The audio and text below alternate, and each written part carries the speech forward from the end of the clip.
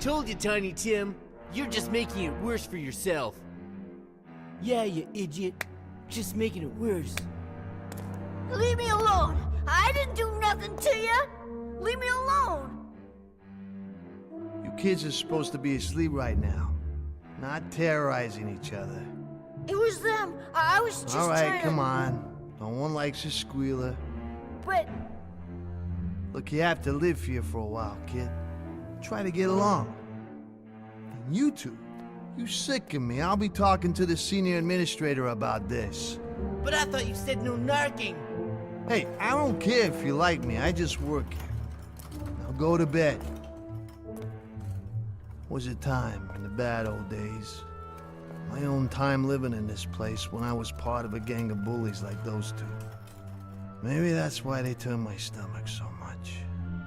Maybe it's just that I've really changed these past 2 years. Do you think I've changed? Have I done okay?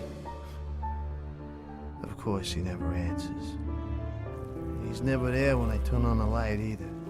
But just the same, I can feel him watching, judging. Making sure I live up to my end of the deal.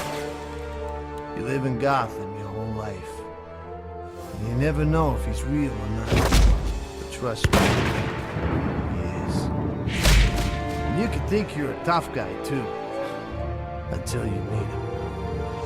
He changes everything. Give me the gun. Now.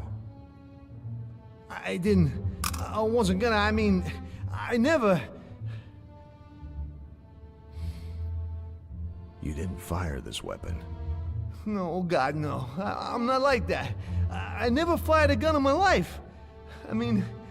I've done some bad stuff, stealing, fighting, stuff like that, but I was just coming along tonight for show. I didn't think... No, you didn't. Give me another chance. Please? What? I'm not a bad guy. I swear, I can turn my life around. Just give me a chance. Don't put me back behind bars. Give me your driver's license. And let me go. With a warning.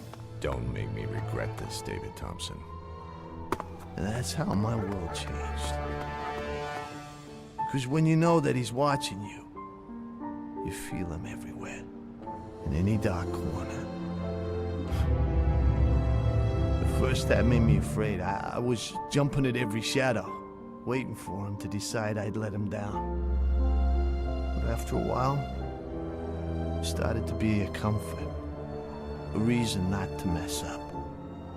And like I said, after you meet Batman, nothing is ever the same again.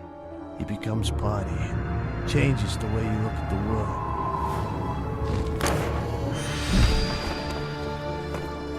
He changes everything. I know it's just my fantasy. I know he's not there. I'm a gnat to him. He probably forgot me the minute I ran out of that warehouse 2 years ago. So maybe I'm crazy to still feel him watching me after all this time.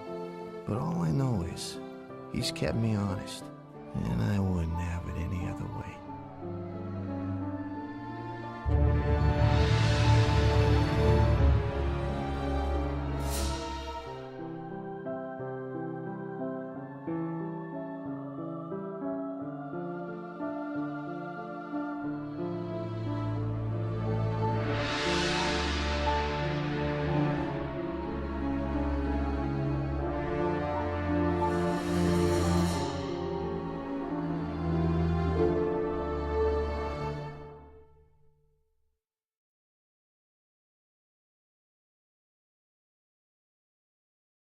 I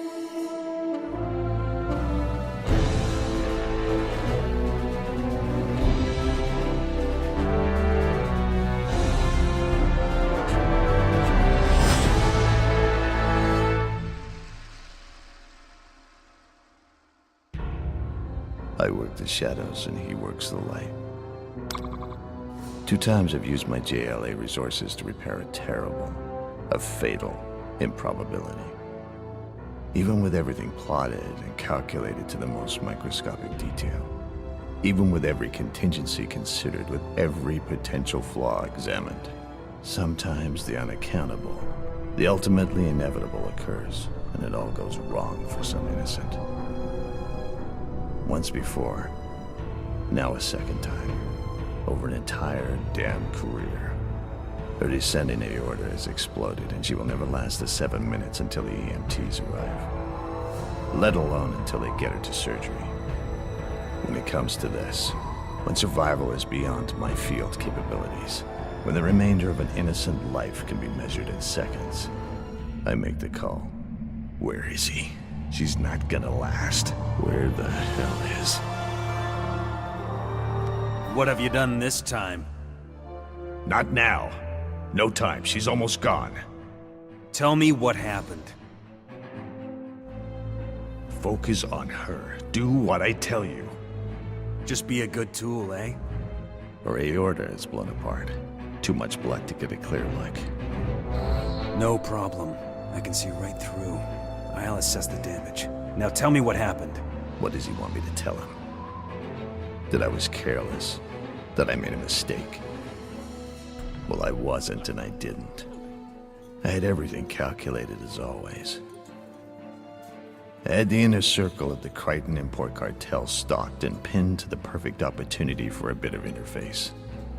I found it. It's ripped open about 8 inches below the heart. Hell, you've got to seal it. A company social gathering. Light security. No heavy ordnance.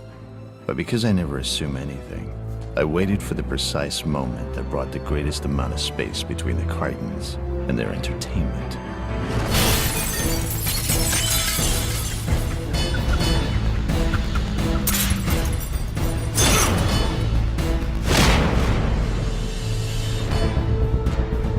Except for one loose cannon who had broken the company code and had somehow smuggled his piece past their internal security. In a split second before I could incapacitate him, the idiot hurried an ineffectual, meaningless shot. That took a crazy bounce. And another unfortunate casualty in the war on crime. I'm done. That ought to hold. She'll survive transport to the hospital. Thank God. I owe you. You owe me twice over. And maybe you owe others too. How many times have you called Supergirl John Jones? Never. Only you. Still, 2 times your vigilante tactics would have led to the death of an innocent, if I didn't have such a talented acquaintance. That's true. My connections allow me to take chances I couldn't otherwise. But this was not the result of my taking chances. I do not take chances with lives. I calculate everything. And once in a very great while, none of that matters. certainly, but the way you push the limits, I'm amazed you've only called twice. Don't pull high and mighty on me. You know I do what needs to be done. 2 times over an entire career. Is 2 times too many. Above all else, we should do no harm. I just might leave you to the consequences of your actions. No, you won't. You need someone like me, walking the trenches. This isn't the way it was supposed to be. We're supposed to be better than this. Treat her for shock. I work the shadows and he works the light. I know that essentially, we cover distinct and separate magisteria. Still, the light defines the shadows. Without light, shadow becomes nothing, but all-engulfing darkness. And I know. He's right. I can hear the paramedics coming up the stairs.